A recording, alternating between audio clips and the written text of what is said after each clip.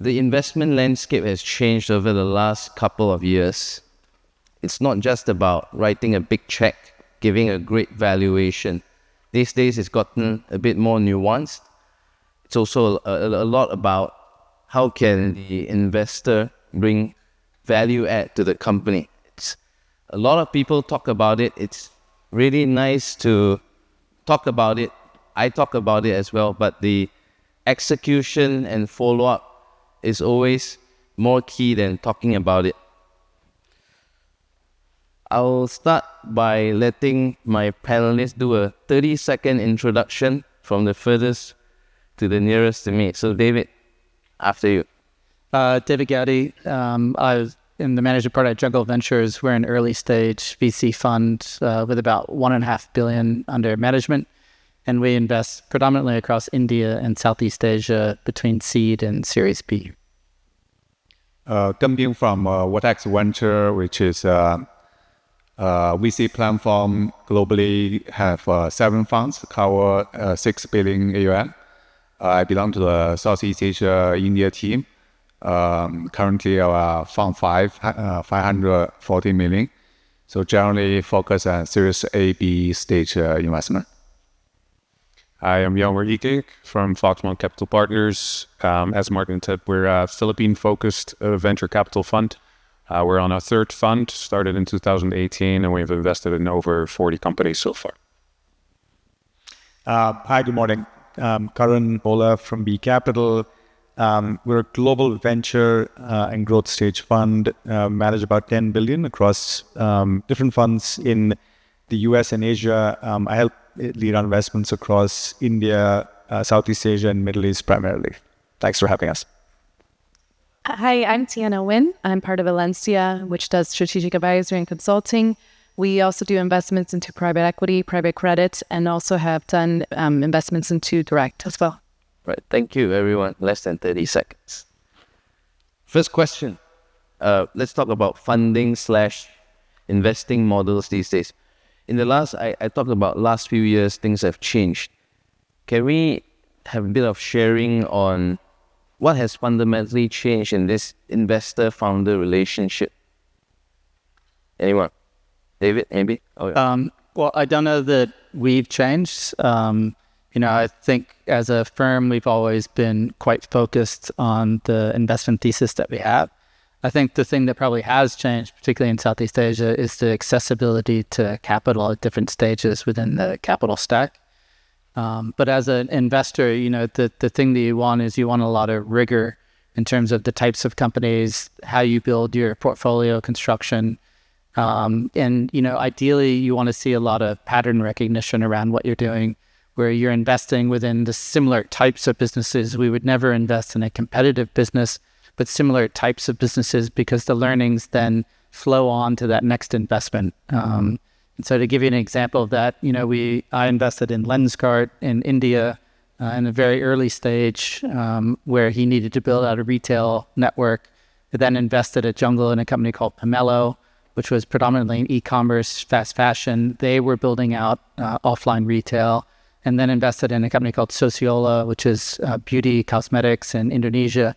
They've been building out a retail omnipresence. And so going from one company to another, as a board member, you can bring a lot of value to each one of those companies because, you've seen it happen before. You've captured a lot of those learnings. And so hopefully, each one that does it after that gets a little bit more efficient, gets a little bit, better at how they can execute that. And you can start to see around some of the corners a little bit more. And so I think from a focus, that hasn't changed. That will always remain. But in Southeast Asia, it's the accessibility to capital that will fund those companies. I think that's the thing that's changed. And because we invest in India and Southeast Asia, we've seen the dramatic increase in capital and accessibility there, both from the public market side all the way down to seed investing, versus the contrast in Southeast Asia, where you don't have very strong public markets, you don't have paths to liquidity. If we didn't see Aaron talk, but one of the issues that Caro has is where do you go if you do want to go public? What's the right exchange, all the way down to seed investing. Yeah, I guess along the same line that since change, but also has not changed. So I joined the firm 15 years ago. I think over the last 15 years, our investment philosophy or principle generally has not changed. Besides the amount of capital on the market changed a lot, the other side actually is the demand side. The number of startups in the early days is very scarce. Over the last 6-7 years was booming. That too many companies you barely have enough time to screen through. But nowadays number of deals become more scarce, but still much better than 10 years ago. I think fundamentally it is still much better than 10 years ago, that in terms of deal quality and number of deals, it just like takes more time to look for them. So that when the capital was, when there's too much capital on the market, I think everyone want to be a founders, right? Everyone come out with angel funding at like 20, 50 type of angel round. But nowadays, like founders are actually very disciplined. Some of the good founders may not even want to come out to risk. They just want to build kind of self-sustaining business. Sometimes you need to kind of build a relationship and educate them a bit on that the possibilities of higher growth. So yeah, that's just some my perspective. Yep, Jelmer. Yeah, I mean, 100% agree with what's been said. I think the key word is discipline over velocity right now, which is kind of the difference over the last couple of years, I think. I think one of the reasons I'm on the panel now as well is because we operate in a country where capital has been scarce for a while, historically, and so we haven't experienced that bubble that some of the other markets have experienced over the last 12 to 18 months, where capital has become a lot more scarce. Our founders are used to that type of capital velocity. And so they're a lot more disciplined by nature with the capital that they do receive. And so from that perspective, I think the Philippines is starting to get a lot more interest in the Southeast Asia context now. Maybe I can just share a different perspective, and because we invest in the US as well. Obviously, what's changed there has been AI, and that's certainly the opposite. It's more velocity. You can argue whether it's disciplined or not. We'll all know in the next couple of years. But I think that's fundamentally changed how investors in the US are thinking about deploying capital and creating outsized outcomes. It's quite different in the markets we operate, which is India and Southeast Asia. Building on a little bit of what David said, in India, what has really changed fundamentally in the last 3 to 4 years has been really the public markets.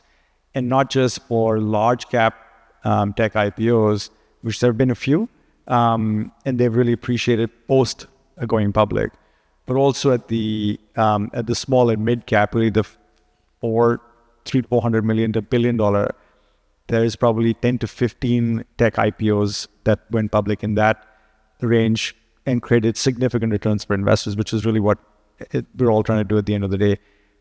I think that is a good example to see in how that can be replicated, but also contextualized for Southeast Asia.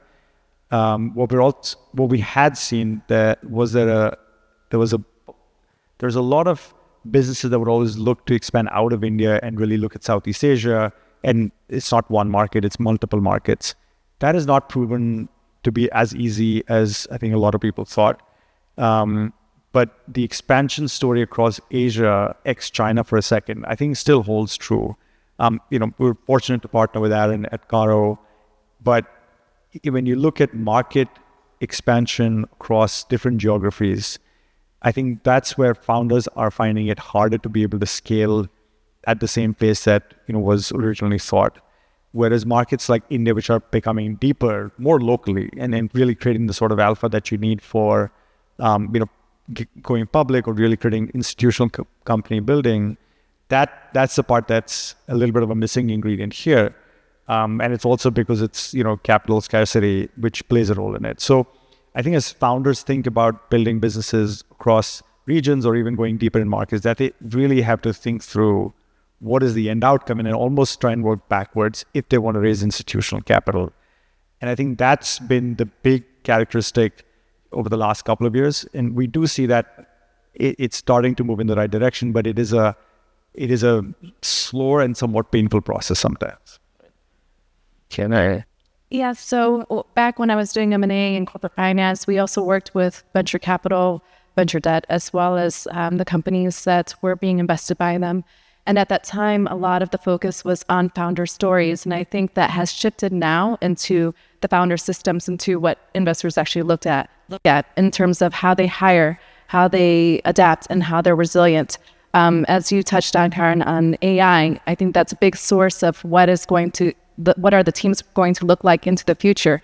Nowadays, the teams can be much more nimble, do things a lot quicker, and also have much smaller teams. So there can be one person to several people team rather than having a lot of capital going towards human resources. So I think there's going to be a big shift into the future as to what we see in terms of systems led rather than just the stories, and also having this being enabled by technology. Right. There was a lot being shared earlier. So they talk about capital scarcity, pipeline of deal flow actually shrinking a little bit. So there's a lot of more time for investors to spend time with the founders, and talking about drilling deeper, sustainability. Given that now investors have a bit more time talking to founders before actually writing that term sheet, that check, do you feel open to any of you panelists that what do you think that founders still misunderstand about their own company's valuation? Because I've seen a lot from I'll take money at any valuation, or I'm worth 20x revenue. And by the way, like, we haven't had revenue, but this is what I want. You could start. Okay. I think the misperception is that valuation is equal to validation. And so a lot of founders actually get this fear of getting this capital from investors that is probably unnecessary or maybe not a great fit to what their time horizons and strategy is. And then also when they do have a higher valuation in their companies, I think what's important to understand is that it's a promise into the future. And so that is actually building a segue into having more responsibilities and promise that you would scale into a higher dimension.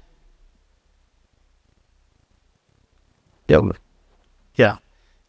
I think ultimately valuation is market-based pricing. And so I think if a founder goes out and meets with enough investors, they'll start to triangulate around what is fair market value for their company. I think the thing as an entrepreneur to think about is the most efficient way to build a business is to raise lots of smaller amounts of capital.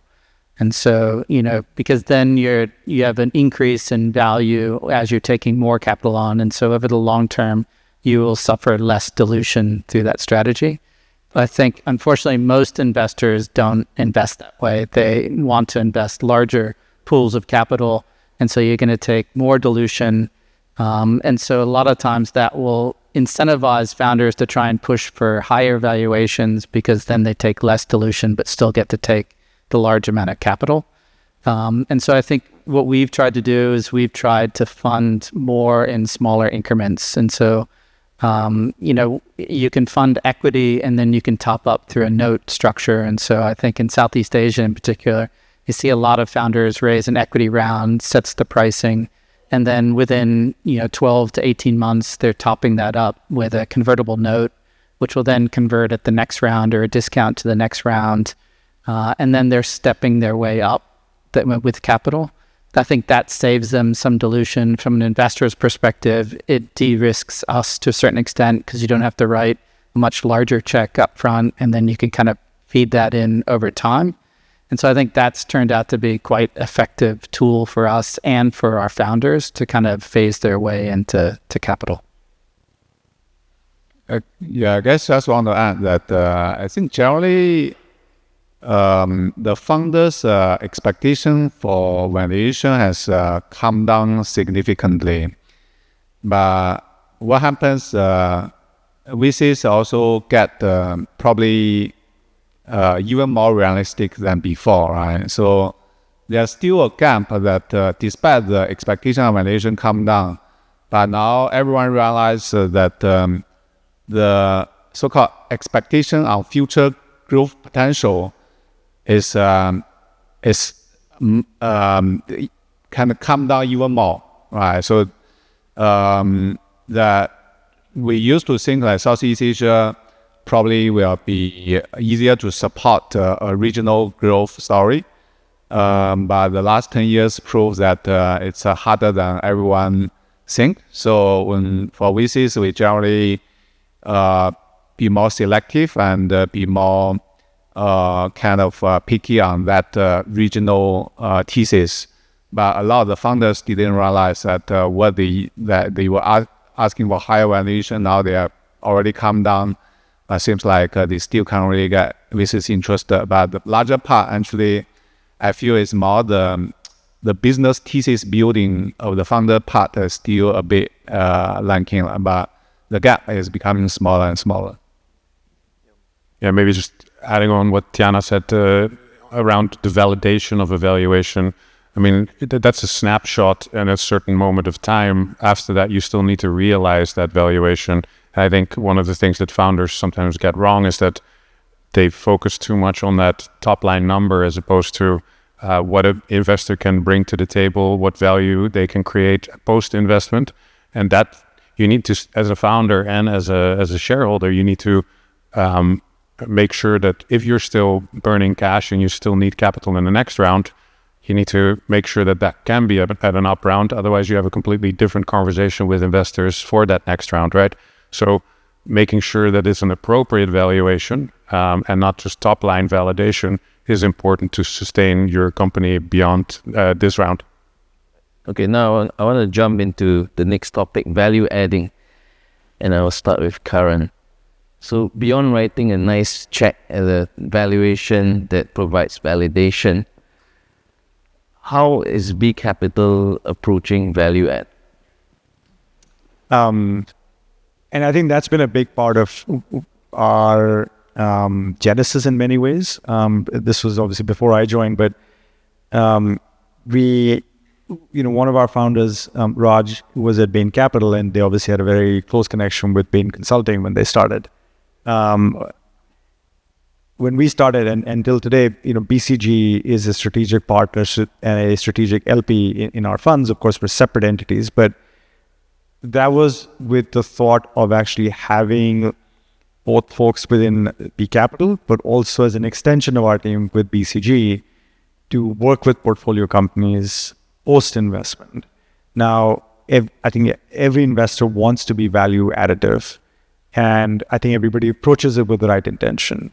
For B Capital at least, and this is different than the other venture firm that I helped start, was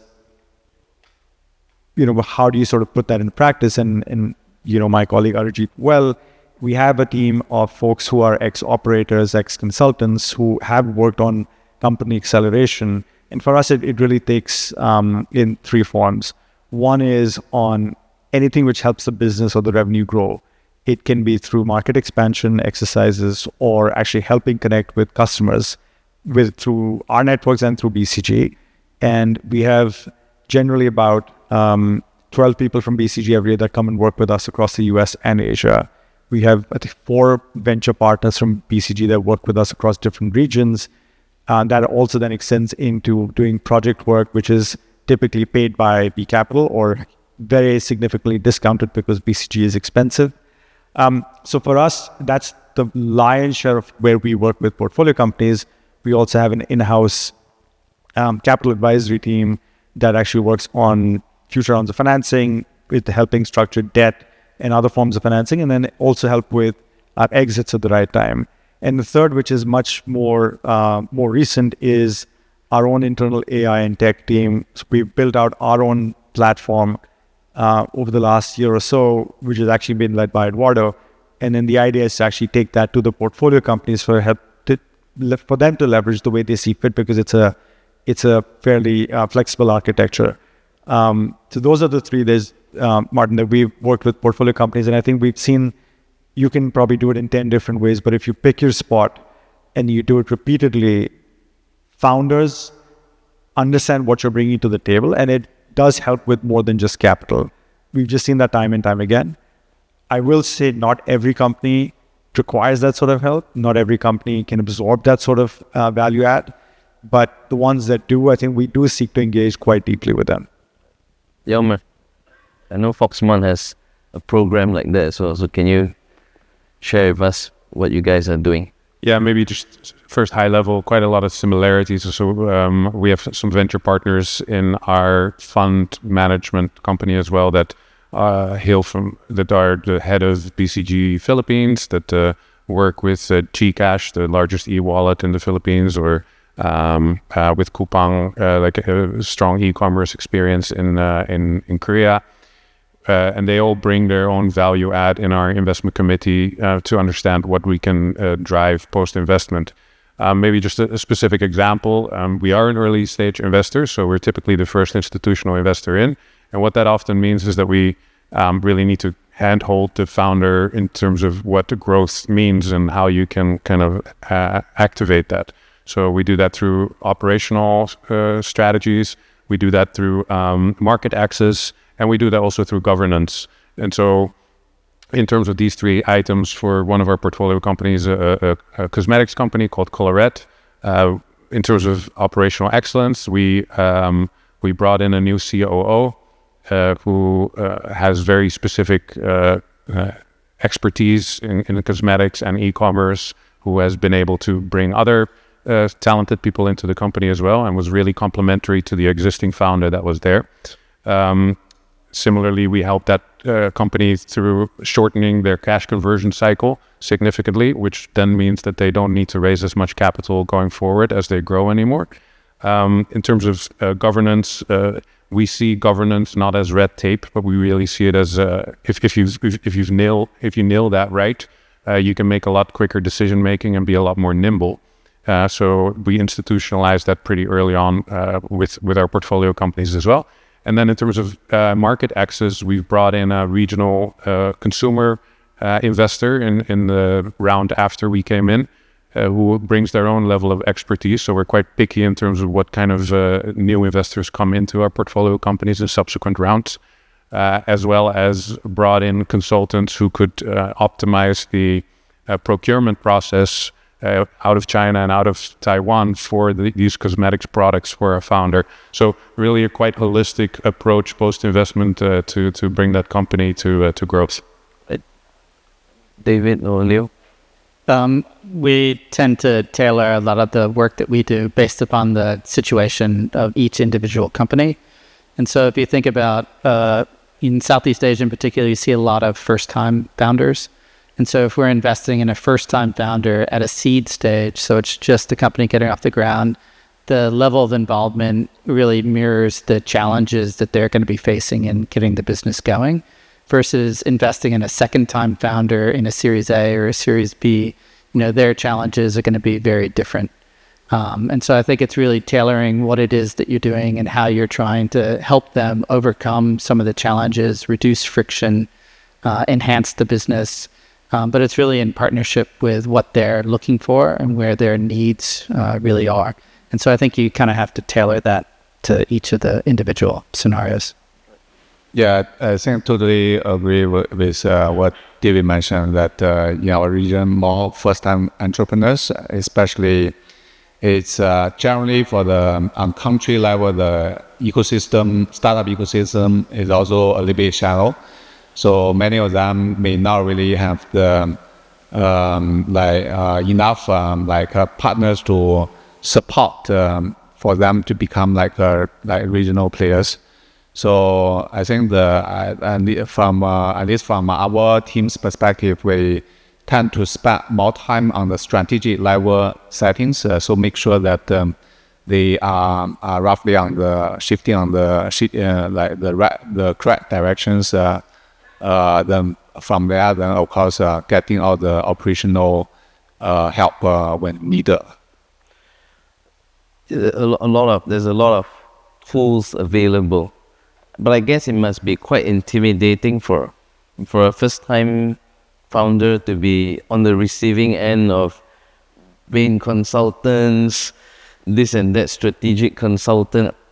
Can you share some examples of where there was some founder resistance, like, hey, you guys are just a 20% shareholder, like you can't be trying to take control or making me do all these things. So it's a little bit of art to be able to win the founder over, to be a bit more open-minded, to accept help. Maybe you could share some examples of that. I mean, look, that's a very fair point, right? As a minority investor, how do you influence both, not just the founder, but other investors to see value in any one of the things that was mentioned? And a large part of it is you don't force it upon anyone, because that never works. I think these are conversations that happen even before investing, because a lot of times, whether it's when investing either at seed or at Series D through our different funds, these are conversations you're having with founders well before investing, because you're also looking to see what they are seeking from you beyond capital. And sometimes there's nothing beyond capital. And so there's nothing. That's why I said it's not about every company needing to have a BCG consultant, but if there are specific things that'll help either on the company side or on the people side or on the capital side, or on systems actually, then you figure out what's the right approach for that company. To David's point, right? You sort of custom tailor the approach, but it's always through a consultative approach. The only other way to do it is if you're doing majority acquisitions and then you're helping run the company. That's very different. Yeah. Yeah, just echoing this. I mean, I think the word influence is very important. I mean, if you're a private equity firm who does a buyout, then you have certain actual control to make changes in the company. What we do is a lot more around minority tickets and participation. Therefore, influence is very important. We try to tease that out with our entrepreneurs pre-investment, that whether they're receptive to this type of feedback, whether they're receptive to the growth narrative that we have in mind for them. We go through that quite in detail on the blueprinting side, what we try to do in the next 2-3 years with that company and beyond in terms of exit opportunities as well. And I think that is a selection that we need to make as well. If a founder is not receptive to that type of feedback, I mean, capital is available in the market. Capital can come from other parties other than us. But if they are willing to cooperate with us, and where we see a company or a fund manager like us can create alpha, that's important for us that a founder is open and willing to that type of feedback. Yeah, so one of the things that we test before we invest with founders is something called learning agility, which is the ability to think creatively about where things are going and be open to an evolutionary arc of a business.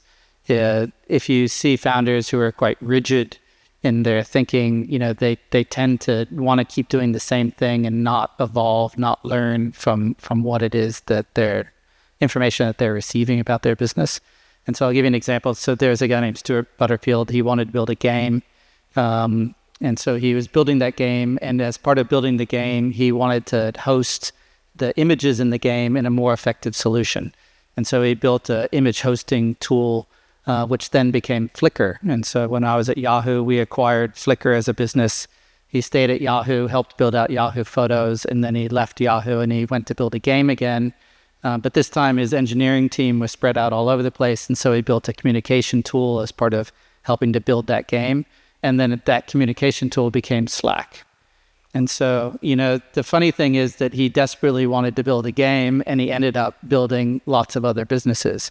But what it shows is that he had very high learning agility. Is he actually learned that there was another business inside the business that he really wanted to build that was going to be a much bigger business.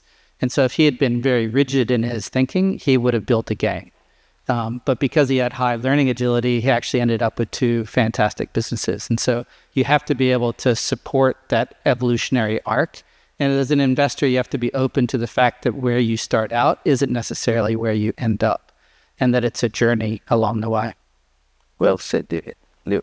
Yeah, I guess just want to add that as investors, we are always aware that we are investors. And we made it clear to the founders, and we have all those suggestions for you. But you know your business best, and it is for you to decide what you want to listen, which part you don't want to listen.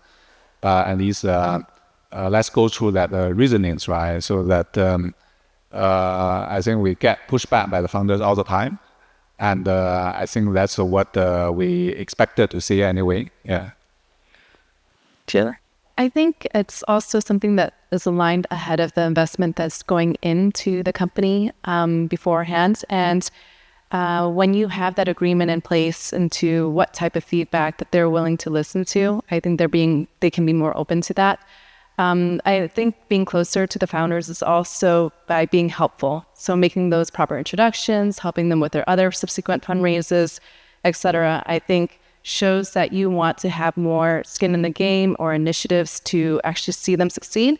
And then they would be more willing to have that communication in order to get that feedback. Right. So I've come to the last but most important segment of this panel. So for founders building today, what should they prioritize when choosing investors beyond capital and valuations? So I always tell founders that as much work as the investor does on you, you should be doing work on the investor. And so you should reference check anybody that you're thinking about bringing into the business as an investor. You should speak to, it's a venture funds and private equity. It's a bit like a law firm. It comes down to the person that you get. And so a law firm could have a great reputation, but the partner that you actually get working on your transaction may not be the best partner. And so I think number one is understanding who it is that you're going to be working with at your investor, and then speaking to other founders that investor, sits on their board of or has done work with, because I do think it's a long-term partnership. I sit on 8 boards. I've been on some of those boards for 8 years, 9 years, and so you spend a lot of time with the founders, you develop a relationship, you want to make sure that you have kind of alignment on where things are going and be able to work together effectively. And so I think it makes sense for you to do as much work as the investor does. Yeah, agree on the same direction. Basically chemistry, make sure the chemistry is right, because for our early stage type of situation, you end up spending quite a lot of time with investors. I think for me, maybe to choose an investor who wants to help you build an institution and not just do it for quick markups, that would be an important aspect. Look, I think it comes down to alignment at the end of the day. And the individual is primarily important.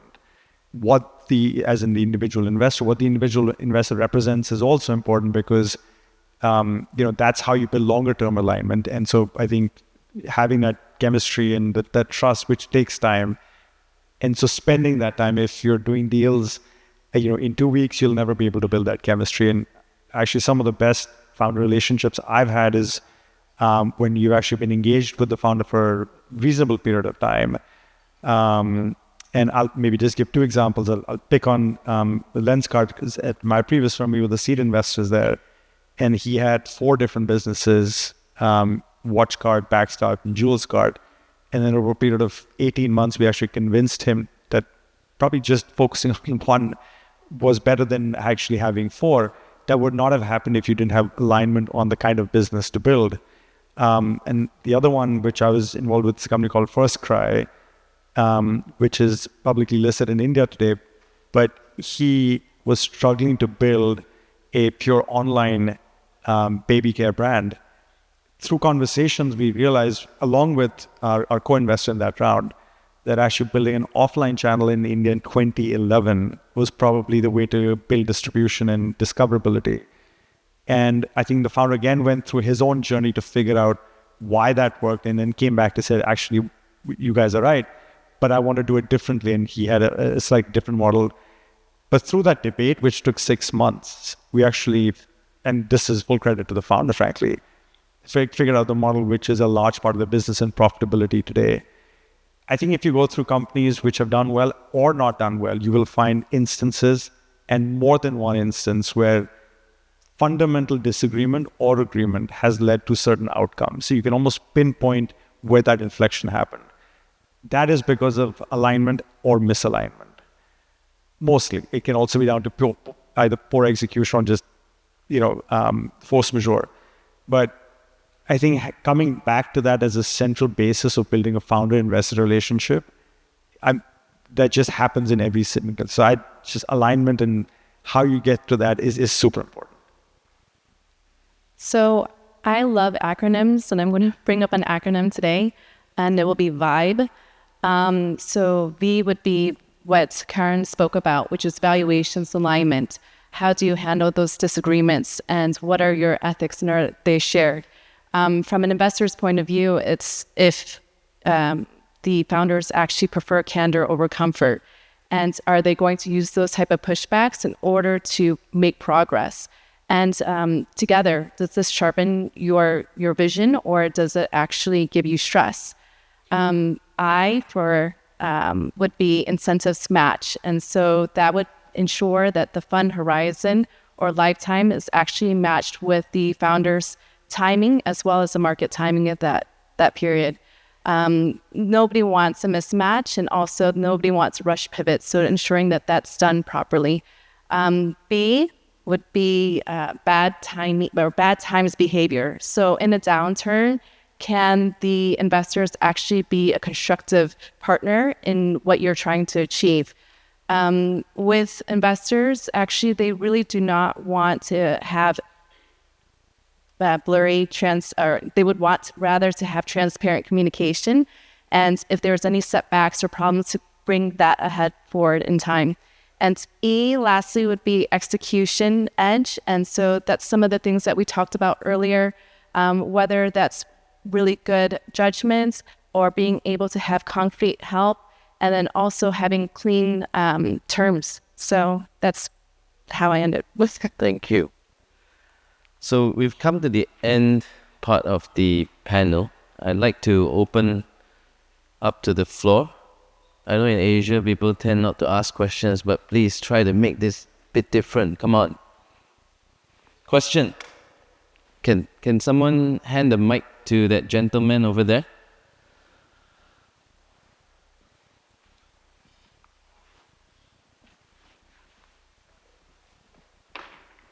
Thank you.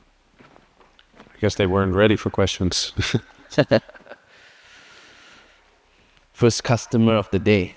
Thank you. My name is Casey. I'm the Group CEO of Economy Holdings.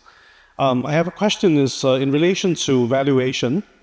I think just now, some of the panelists did mention something that the valuation assumptions as well as the model has been, adjusted to become more conservative these days. So I'm just wondering, what are the, assumptions and around the scarcity and defensibility of the valuation model that you adopt? What sort of adjustments are there? And also, are you also reassessing your existing portfolio's valuation in light of those changing assumptions? Thank you. Who wants to take Casey's question? So I think the answer to your question is going to be different depending on the stage of the business. The later the stage of the business, the more closely valuation tends to be aligned to public market comparables. So companies that are similar to the company.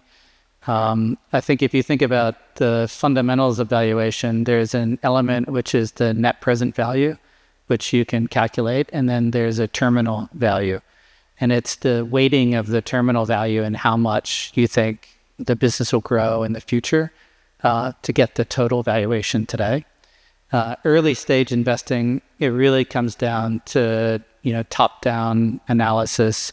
And frankly, a lot of it's just negotiated. And part of it is the amount of capital going in, the ownership that the investor is looking for. And then you back into valuation based upon ownership and dollar amount.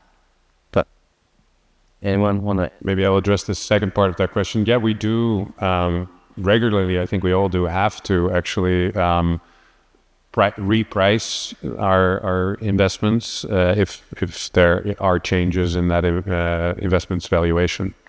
So we definitely either up or down, but we have to do that regularly. Thank you. So I just want to add that another way to look at the valuation actually is generally investors look at the 5-year horizon, like what kind of potential exit it can be, right? I remember like 5-6 years ago, I was talking to one of the Indonesia investors. I was telling him like I feel like Indonesia probably will support a few unicorns, but not probably more than 10. Then he was thinking about Indonesia probably will support like 30-50 unicorns. So because of this type of future valuation expectation cohorts, then when you do early stage investment, then the valuation you can get from the market will be totally different. I think now the reality kicking is that people realize that building a startup in Southeast Asia is more difficult than before. That was difficult before and even more difficult than before. So that's fundamentally also change the valuation logic for now. Thanks, Liu. All right. Thank you very much. There's one more question. My daughter has a question. Can she right. ask? Please. Hi, my name is Kiki. I am 8 years old. I'm the founder and inventor of Mujon, a vegetarian game that helps children learn through play. Many of you invest in big companies. If you were considering investing in a founder who is still a child, what qualities will make you take them seriously?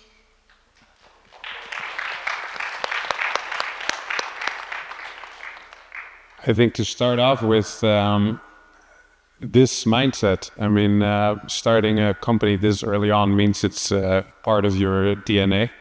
And that's something we like, that type of investing in that type of conviction. And secondly, coming here today to hear what early stage investors have to say and what they look at in founders shows that you're keen to learn and understand what it is that investors look for. So yeah, really, really great that you're here today with your dad. Thank you. We have one more question. Thank you. We have one more question from table 17.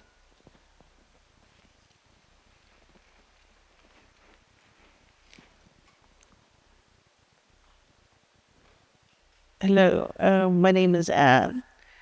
My question is, do you guys only invest in startups or do you also invest in more established companies?